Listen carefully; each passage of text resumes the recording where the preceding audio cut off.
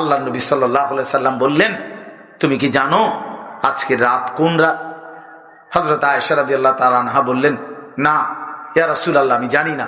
আল্লাহ নবী সাল্লাল্লাহু আলাইহি সাল্লাম বললেন, এটা হচ্ছে লাইলাতুন নিসফে মিন শাবান, এটা হচ্ছে শাবানের অর্ধ রাত, মধ্যরাত, এই যেটাকে আমরা শবে বরাত বলি। আল্লাহ নবী সাল্লাল্লাহু আলাইহি সাল্লাম বলেন, আয়েশা, আজ রাতে এই শবে বরাত আল্লাহ তাআলা যত মাফ চায় তার কাছে মাফ করতে থাকেন। ফায়াস্তাগফিরু লিল মুস্তাগফিরিন, এবং আল্লাহ তাআলা তার যত বান্দা দয়া কামনা করে, যেই কোনো বিষয়ে আল্লাহর সাহায্য চায়, তো আল্লাহ তাআলা তারে এই রাতে দয়া করতে থাকেন। আগামীকাল সেই রাত, আগামীকাল সেই রাত।